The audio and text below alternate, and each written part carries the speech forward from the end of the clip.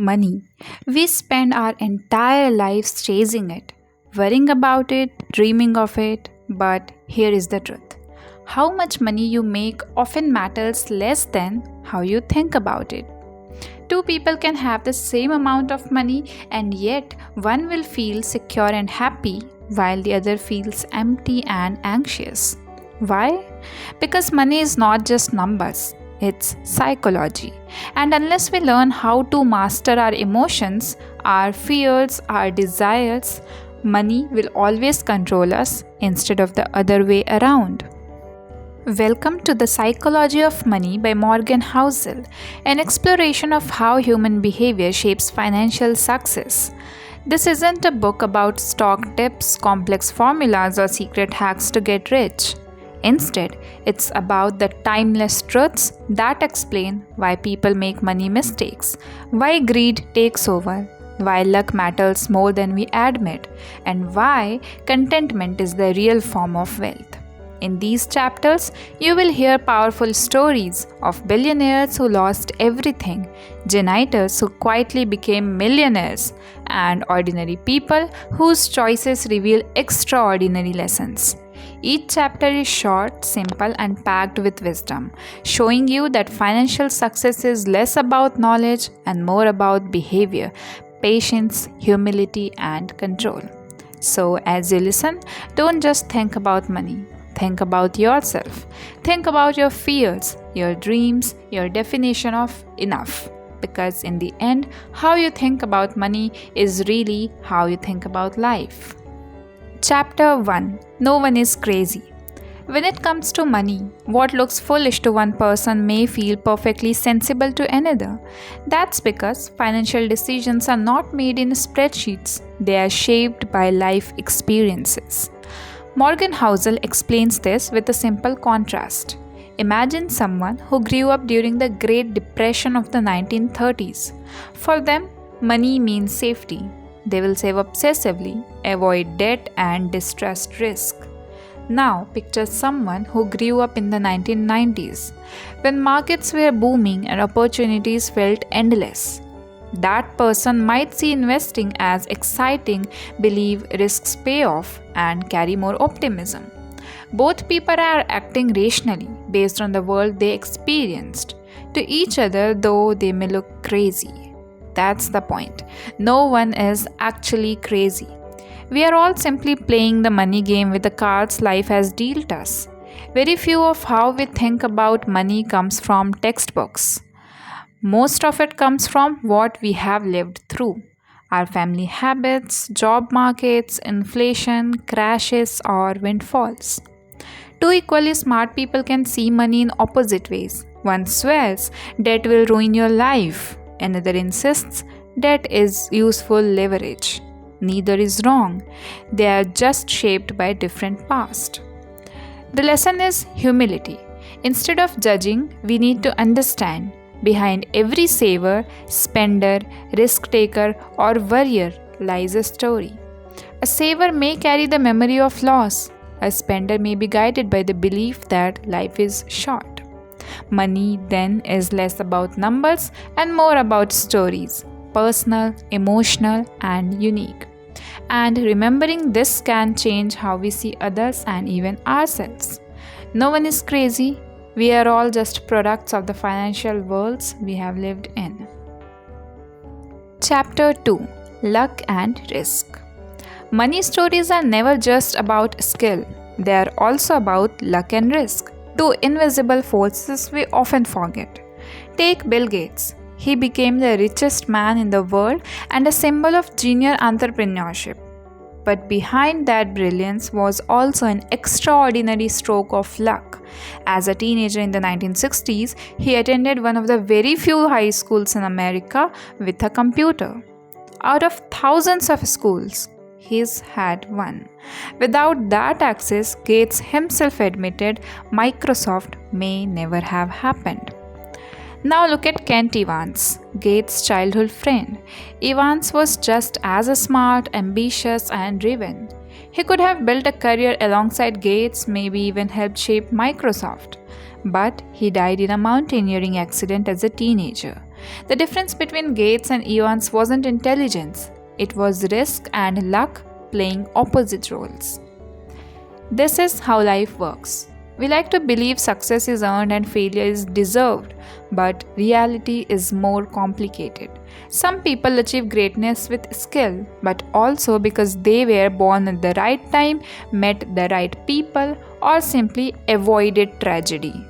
Others make smart choices but are blindsided by events beyond their control.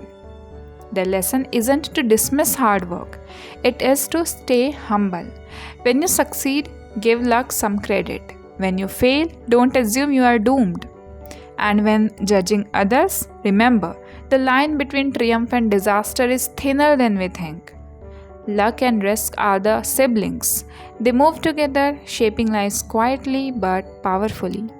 The wise approach to money then is balance. Work hard, take risks, but leave space for humility. Because no matter how much we plan, luck and risk will always write part of our financial story. Chapter 3: Never Enough. One of the most dangerous money traps is the feeling of never having enough. Take the story of Rajat Gupta. Born poor in India, he worked his way up, eventually becoming the CEO of McKinsey, the most prestigious consulting firm in the world. He sat on the boards of Goldman Sachs and Procter & Gamble. He had fame, respect, and wealth that most can only dream of. But then came greed. In 2008, Gupta learned confidential information during a Goldman Sachs board meeting that Warren Buffett was about to invest $5 billion into the firm. Instead of staying satisfied with what he had, Gupta phoned a hedge fund manager and leaked the news. That tiny act of greed destroyed everything. Gupta was caught, tried, and went to prison. His reputation, built over decades, was ruined in seconds. Why? Because he wanted more than the millions he already had. This story isn't about intelligence. Gupta was brilliant. It's about psychology. There is no such thing as enough when you are chasing money for its own sake. Someone will always have a bigger house, a faster car, or more zeros in their bank account. Contrast this with Warren Buffett himself. Despite being one of the richest men alive, Buffett lives in the same modest Omaha house he bought in 1958. He doesn't feel the need to upgrade constantly because he knows that the most valuable wealth is peace of mind. The lesson? If you let greed take control, no amount of money will satisfy you.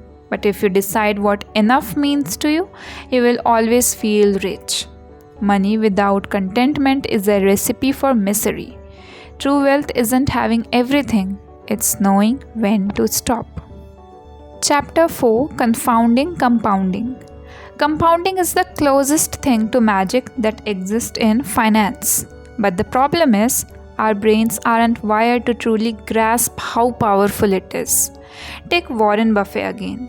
People often wonder how he became so insanely rich. Was it because he is the smartest investor? Not really. The secret is much simpler: time. Buffett started investing seriously when he was just a child. By the time he was a teenager, he already had thousands of dollars saved. He kept investing year after year, decade after decade. Today, at over 90 years old, his net worth is more than $100 billion. Here is the surprising part. More than 90% of his wealth came after he turned 65. Why? Because of compounding. A small amount left to grow over a long time snowballs into something extraordinary. But since most people don't think in decades, they underestimate it. Imagine planting a tiny seed. For years it looks like nothing much is happening, but slowly roots form and eventually a massive tree grows. That's compounding. The first years feel slow, almost disappointing, but the later years feel explosive. The tragedy is that many people get impatient. They want quick results. They start investing but stop after a few years, or they constantly jump in and out of the market, killing the effect of compounding. Here is a key insight: time matters more than rate of return. Someone who invests modestly but consistently for decades will usually end up richer than someone who chases high returns but quits early. The math of compounding is simple. The psychology of sticking with it, that's the hard part. Chapter 5: Getting Wealthy versus Staying Wealthy. Getting rich and staying rich are two very different skills. Many people master the first but fail at the second. History is full of examples. Think of lottery winners who suddenly became millionaires but lose everything within a few years, or athletes who earn hundreds of millions but end up bankrupt after retirement. Why? Because the mindset required to acquire wealth is not the same as the mindset required to preserve it. Getting wealthy often demands taking risks, being optimistic, and seizing opportunities. But staying wealthy requires almost the opposite: humility, fear of losing what you have built, and a cautious respect of uncertainty. Warren Buffett once said, "To get rich, you need to survive." Survival means avoiding the mistakes that can wipe you out completely, no matter how good your past decisions were. A single reckless bet, an overconfident investment, or ignoring risks can erase decades of hard work. Take Jesse Livermore, one of the greatest stock traders in history. He made and lost fortunes multiple times. At one point, he was worth the equivalent of billions today. But eventually, he lost it all and ended his life in despair. His story shows that brilliance in making money doesn't guarantee the wisdom to keep it. The secret is simple but not easy. Be financially paranoid. Assume things can go wrong. Keep enough savings. Diversify. Accept that the future is uncertain. Getting rich is about offense, taking bold steps forward. Staying rich is about defense, protecting what you already have. Balance both, and you will build not just wealth but lasting financial security. Chapter 6: Tails You Win. In investing and in life, the big wins often come from a small handful of events. Morgan Housel calls this the power of tails. Think about venture capitalists. They might invest in 50 startups and most will fail or just do okay.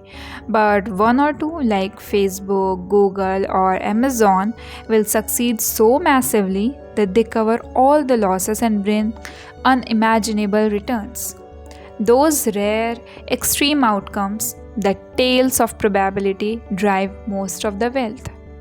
The same happens in the stock markets. A few companies generate the majority of market growth. If you missed just the top performing days or stocks in history, your returns would collapse. For example, if you had invested in the US stock market over decades but missed just the 20 best days, your overall gains would shrink drastically. Even in personal life, tails matter. A chance of meeting, a single job interview, or one life decision can shape your entire future. Think of J.K. Rowling. Before Harry Potter, she was a struggling single mother. Dozens of publishers rejected her manuscript, but one publisher said yes. That one tail event turned her into one of the world's most successful authors. The lesson? Don't obsess over being right all the time. You don't need constant perfection. You just need to stick around long enough for those rare, powerful tail events to show up. And when they do, make sure you are in the game to benefit. Wealth often comes not from average results but from a few extraordinary ones. So be patient, stay invested, and let the tails work in your favor. Chapter 7: Freedom. At its core, money is not just about buying things. It's about buying control over your time. Morgan Housel argues that the highest dividend money pays is freedom, the ability to wake up and say, I can do what I want, when I want, with whom I want, for as long as I want. Think about it. What do most people truly crave? It's not more luxury cars or bigger houses. It's the freedom to not sit in traffic for a job they hate, the freedom to take a vacation without guilt, or simply the freedom to spend a day with family without worrying about bills. History gives us examples. Consider Warren Buffett. Despite his immense wealth, he still lives in the same modest house he bought decades ago. Why? Because for him, the joy isn't in spending, but in having control over his time and decisions. This is true wealth. On the other hand, some of the richest looking people, big houses, expensive watches, lavish parties, often have no freedom at all. They are trapped in demanding jobs, crushed by debts, or constantly chasing more to keep up appearances. Their lives look glamorous but feel suffocating. Housel reminds us, if money doesn't give you independence, it's not serving its ultimate purpose. Real wealth is the silent dividend of freedom, being able to choose.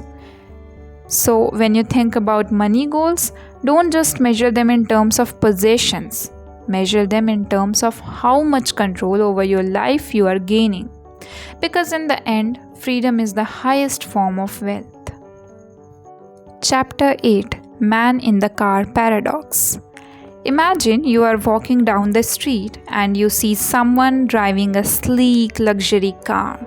Instantly, a thought runs through your mind. Wow, if I had that car, people would admire me. But here is the paradox. As Morgan Housel explains, people rarely look at the driver, they look at the car. And instead of thinking that driver must be impressive, they think, if I had that car, people would admire me. It's a strange truth. We buy expensive things hoping others will notice us, but in reality, people barely notice. They project their own desires onto the object, not admiration toward the owner. For example, let's say someone drives a Ferrari into a crowded place. Almost no one is saying, wow, the driver must be amazing. Instead, they are thinking, I wish I could drive that car someday. And the attention goes to the object, not the person behind the wheel. This is why chasing status through material possessions can feel so empty. You spend money trying to signal success, but the signal is often misinterpreted or worse, ignored. True respect doesn't come from what you display, it comes from who you are. Your character, your kindness, your competence. People admire humility and authenticity far more than flashy purchases. So, the next time you are tempted to spend money just to be noticed, remember the man in the car paradox. The admiration you are hoping for might never come. Instead, you will just be fueling other people's daydreams about themselves. Real wealth, once again, is quiet. It doesn't need to shout. Chapter 9: Wealth is what you don't see. When we think of wealth, we usually picture big houses, designer clothes, luxury cars, and expensive vacations. But Morgan Housel flips that idea on its head. Real wealth is what you don't see. Here is why.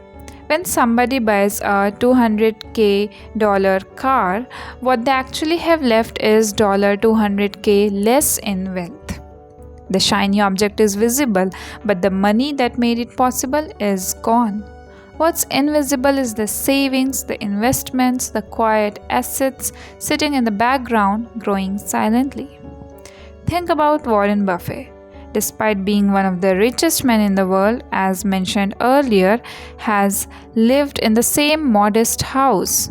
No flashy mansions, no yachts. His wealth isn't visible in luxury, it's invisible, locked away in stocks, companies, and compounding assets. On the other hand, we often mistake visible consumption for wealth. For example, if you see someone with a luxury watch, it doesn't mean they are rich. It means at some point they had enough money to buy that watch. their actual net worth might even be fragile. Wealth is the financial freedom you don't see. The vacations you could take but don't. The clothes you could buy but choose not to. The peace of mind that comes from knowing you are secure. It's invisible by design because every time you choose to save instead of spend, your wealth quietly grows. And while the world won't applaud you for it, future you will. In simple words, wealth is hidden. Spending is visible. The more invisible your wealth, the stronger it usually is. Chapter 10: Save Money. Most financial advice circles around investing, stocks, real estate, bonds, and so on. But Morgan Housel reminds us the foundation of wealth isn't investing, it's saving. Saving is powerful because it gives you freedom, flexibility, and options. It's less about the percentage return you earn and more about the fact that you have money set aside in the first place. Here is the truth: your savings rate matters more than your investment rate. Someone earning 5% on $100,000 saved is in a better position than someone chasing 15% returns on $1,000 saved. You can't invest what you don't save. Think of it like this: saving is the seed, investing is the sunshine. Without the seed, no amount of sunshine will make a tree grow. Another important point: saving money doesn't require intelligence.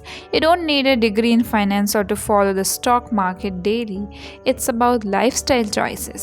Spending less than you earn, resisting the urge to impress others, and prioritizing long-term stability over short-term pleasure.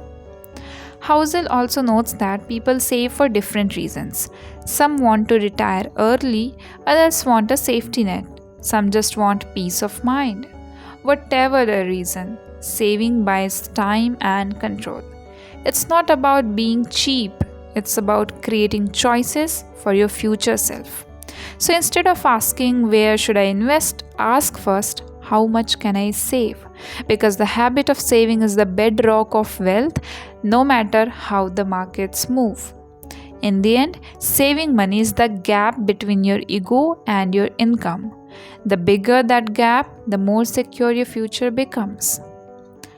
Chapter 11: Reasonable is greater than rational. When it comes to money, we often believe we should make decisions with pure logic, like a computer running calculations. But Morgan Housel argues, you don't need to be perfectly rational, you just need to be reasonable. Think about it. Life isn't a spreadsheet. People don't live inside formulas, they live in emotions, families, hopes, and fear. A purely rational investor might say never pay off a low interest mortgage early because mathematically you will earn more in the stock market. But a reasonable person might still pay it off because being debt free helps them sleep better at night. That peace of mind is worth more than an extra percentage point of return. Reasonable means balancing logic with reality. For example, investing in the stock market for the long term is rational. But when the market crashes by 40%, fear takes over and most people panic. Instead of judging, Housel suggests we accept that humans are emotional creatures. The trick is to build a strategy that accounts for emotions, not ignores them. History is full of rational strategies that failed because they didn't consider how humans actually behave. Long-term capital management, one of the smartest hedge funds in history, collapsed because it relied on perfect mathematical models while ignoring the emotional chaos of the world. The lesson: you don't have to optimize every cent of your financial life.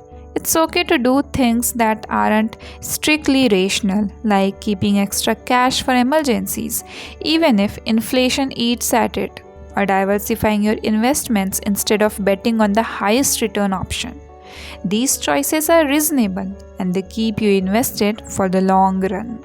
Because in money, survival matters more than perfection.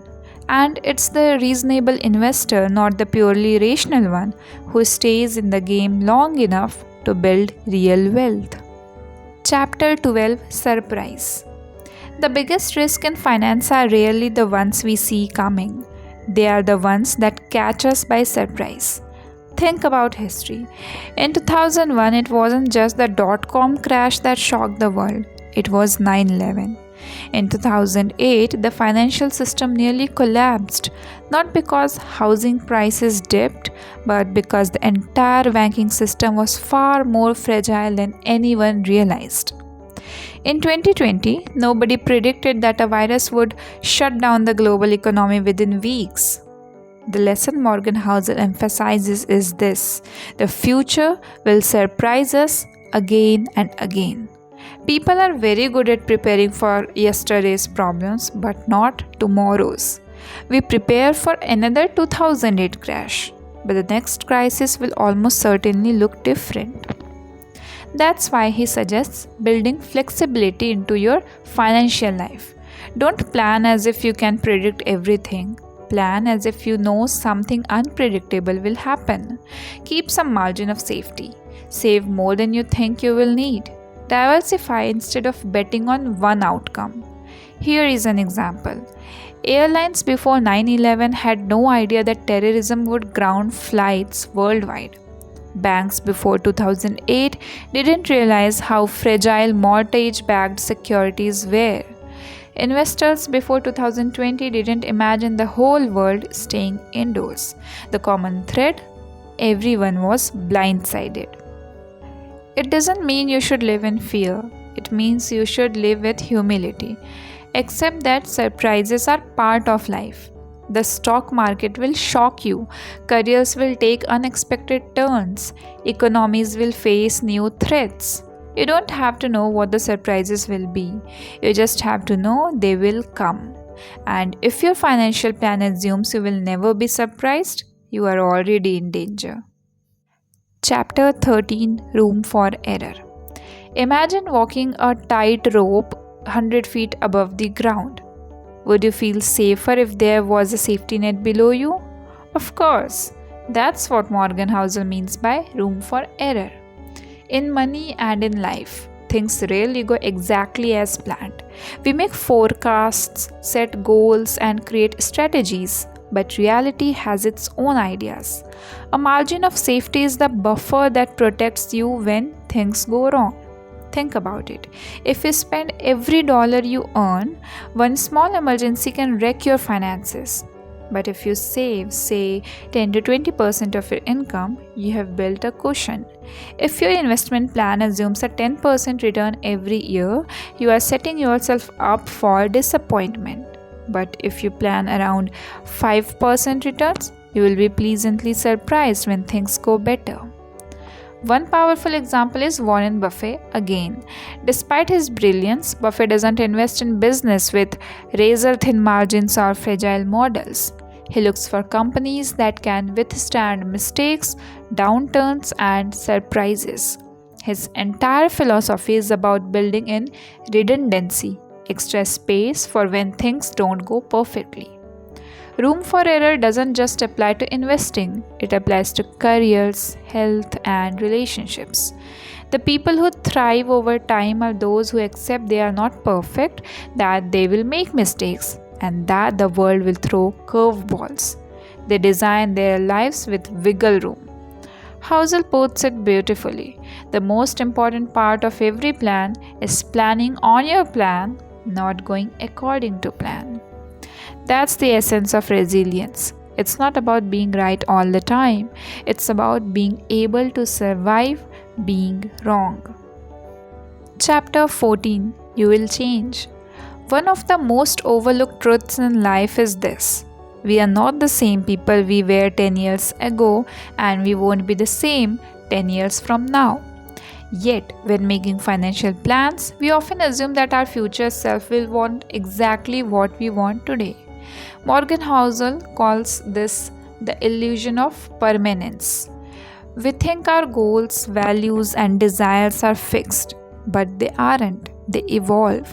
Take your own life. What you dreamed of at 15 is probably different from what you want at 25. At 35 or 45, it will change again. Maybe at 20 you wanted a fast car. At 30 you want a safe home for your family. At 50 maybe you crave peace, stability and time. The you of today is just one version of many that will exist over your lifetime. This is why locking yourself into rigid financial or life choices can be dangerous. People who sacrifice everything for a single vision often regret it later when they realize they no longer want that vision. Imagine someone who spends 20 years working tirelessly to buy a mansion only to realize they would have been happier in a modest house with more free time. Jeff Bezos once said, "We are more likely to regret the things we didn't do than the things we did." But Housel adds another twist. We are also likely to regret the things we once thought we wanted. The lesson: build flexibility into your plans. Save not just for the goals you have today, but also for the unknown desires of your future self. Accept that change is natural, and instead of resisting it, prepare for it. Because the only guarantee in life is that you will change. Chapter 15: Nothing is free. Everything in life has a price tag, but not all costs are printed on receipts. When it comes to money, the price you pay is often hidden. It's volatility, uncertainty, stress, and patience. Think of the stock market. Over the long run, it has delivered some of the greatest returns in history, but those returns didn't come free. The price you pay is enduring market crashes, watching your portfolio lose 30 to 40% at times, and resisting the urge to panic sell. That emotional roller coaster is the cost of admission. Housel compares this to buying a car. When you buy a car, you know the price, rupees 10 lakh for example, clear and simple. But when you buy into investments, the price isn't obvious.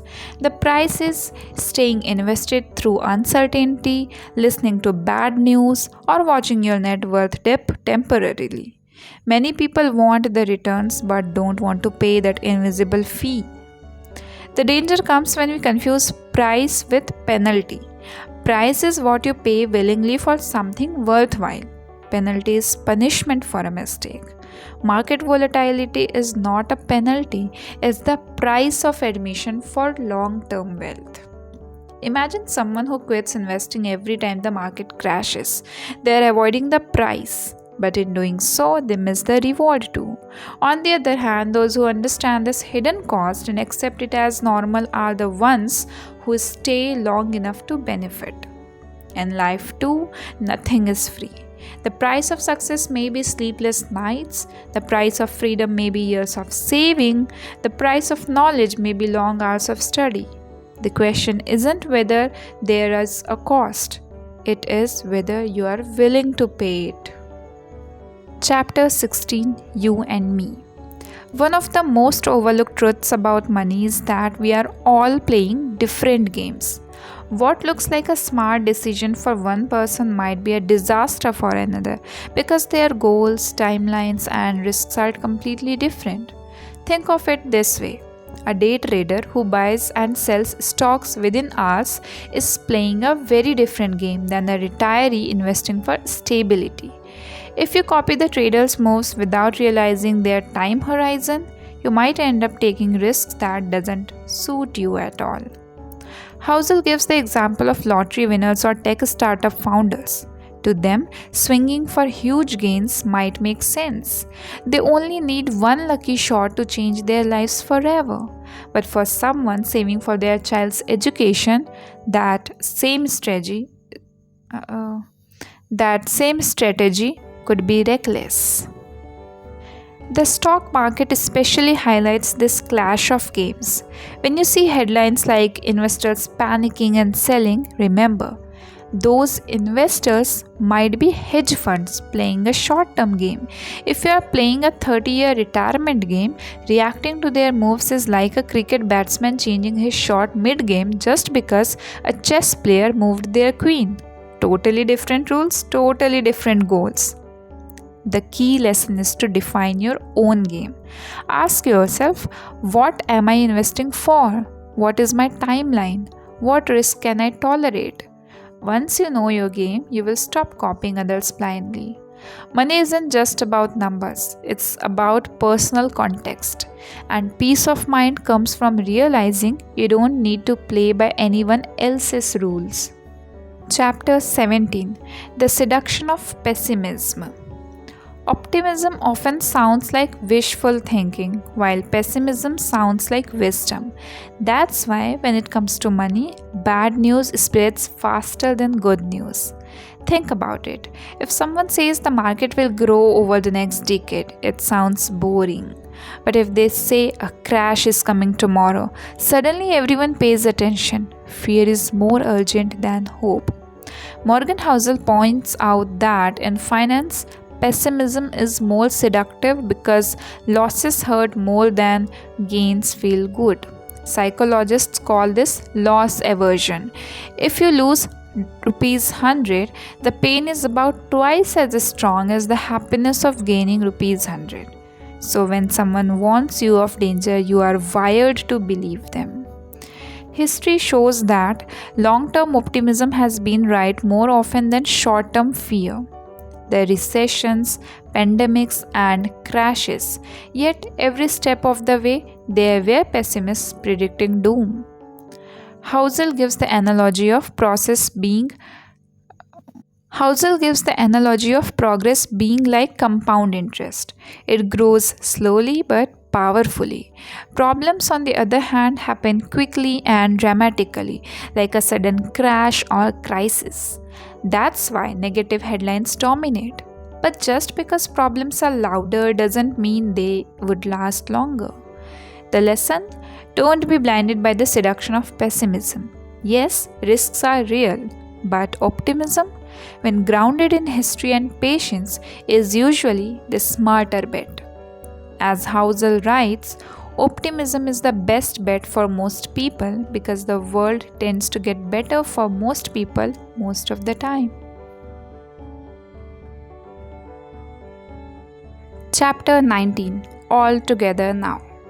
Up to this point, the psychology of money has shared many small lessons, each focusing on behavior, risk, patience, humility, and perspective. In this chapter, Housel brings them all together into a few powerful reminders. First, money is more about behavior than intelligence. You don't need the highest IQ or advanced degrees to build wealth. What you need is discipline, consistency, and emotional control. A teacher, mechanic, or nurse can end up wealthier than a doctor or banker if they manage money with humility and patience.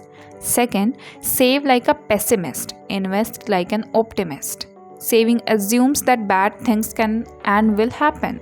Job loss, emergencies, market crashes.